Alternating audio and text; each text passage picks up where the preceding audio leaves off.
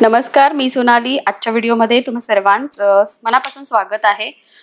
तर आपण back pattern तयार करतोय। तर याची साईज जी आहे ती 38 आहे। 1.5 इंच एक्स्ट्रा मार्जिन घेऊन मी 11 वरती मार्किंग केलेलं आहे।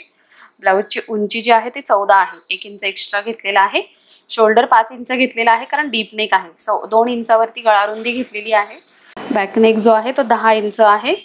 तर मी 10.5 इंचावरती मार्किंग करून आपण हा सिंपल असा स्क्वेअर नेक तयार करतोय। तर बॉटम साइडला गळा रुंदी जी आहे ती मी 2.5 इंचावर घेतेय। स्क्वेअर मध्ये आपण एक छोटासा साधासा पॅटर्न तयार करणार आहोत। एकदम सोप्या आणि साध्या पद्धतीने कमीत कमी वेळामध्ये चौकोनी गळा ड्रॉ करून घेतलाय। फक्त मी अस्तरवरती हा कट करणार आहे। तर अशा पद्धतीने मी हा कट करून घेतला आहे चौकोन। ह्याला आपण फिनिशिंग देऊयात। तर त्यासाठी हे जे मेन फॅब्रिक आहे ते सरळ करून हा जो आहे कपडा त्यावरती ठेवणार आहे मी आणि बॉटम साइडला 1/2 इंच स्टिचिंग मार्जिन घेऊन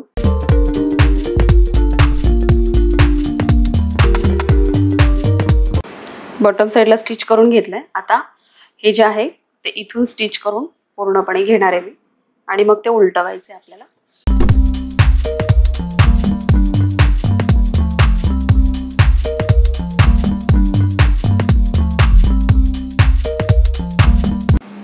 आता जो हा मेन कपडा आहे तो सुद्धा मी कट करून घेते।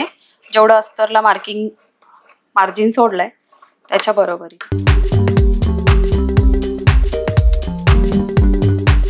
कॉर्नर जे आहे तिथे नॉच देऊन घ्यायचे म्हणजे उलटवणं सोपं होऊन जातं। शिलाई कट होता कामा नये। आता हे मी मधल्या पार्ट मधून हे उलटवून घेते।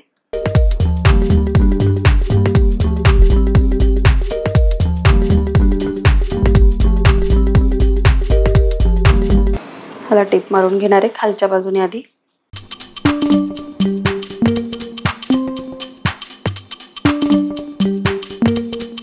नेक सुद्धा आहे ना व्यवस्थित सेट करून याला एक साइडने टिप मारून घ्यायची।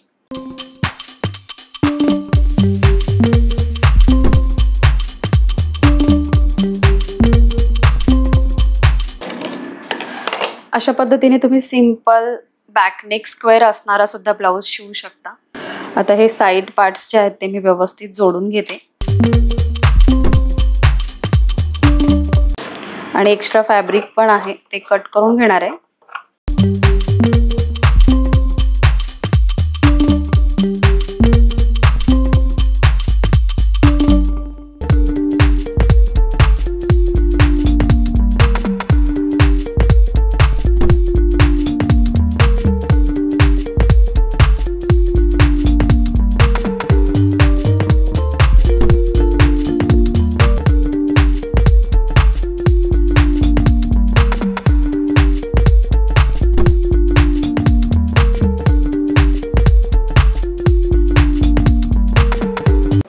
सेंटर काढून घेतला, याचा मार्क केलं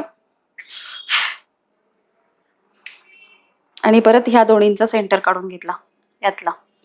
ठीक आहे। त्यानंतर मी ह्या अशा 2-2 इंचाच्या स्ट्रिप करून घेतलेल्या आहेत म्हणजे कॉन्ट्रास्ट घेतलेला आहे हा।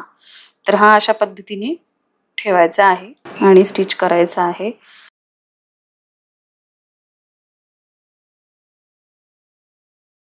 अशा पद्धतीने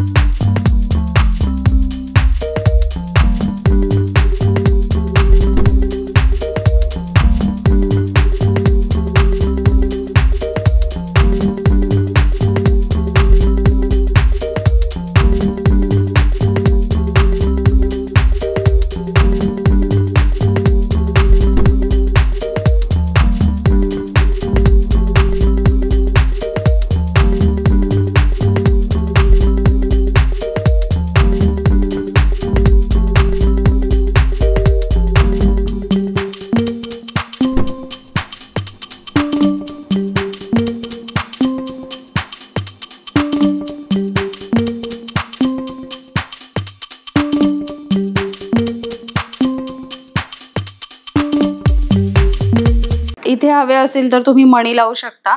मी इथे एक छोटंसं बटन लावणार आहे ॲज पर कस्टमर रिक्वायरमेंट. किंवा हा इथे सुद्धा लावू शकतो आपण मधोमध, म्हणजे कुठेही लावू शकतो, असं काही नाही. हा माझा मी पूर्ण मनाने पॅटर्न तयार केलेला आहे. एवढंच थोडंसं कापड मला स्लीव्सच्या याच्यामध्ये भेटलं, सो मी तो कॉन्ट्रास्ट केलेला आहे. तर आजचा हा व्हिडिओ स्क्वेअरमधला चौकोन गळ्यामध्ये एकदम सिंपल आणि साधा असा बॅकनेक मी तयार करण्याचा प्रयत्न केलेला आहे. व्हिडिओ कसा वाटला हे मला नक्की कमेंट करून सांगा, आणि आवडला असेल तर लाईक शेअर करायला विसरू नका. त्याचसोबत अशाच प्रकारचे नवनवीन व्हिडिओज बघण्यासाठी माझ्या चॅनलला नक्की सबस्क्राईब करा. चला तर मग पुन्हा लवकरच भेटूया अशाच एखाद्या नवीन इंटरेस्टिंग व्हिडिओसोबत. आजचा व्हिडिओ तुम्ही शेवटपर्यंत बघितल्याबद्दल तुम्हा सर्वांचे मनापासून आभार.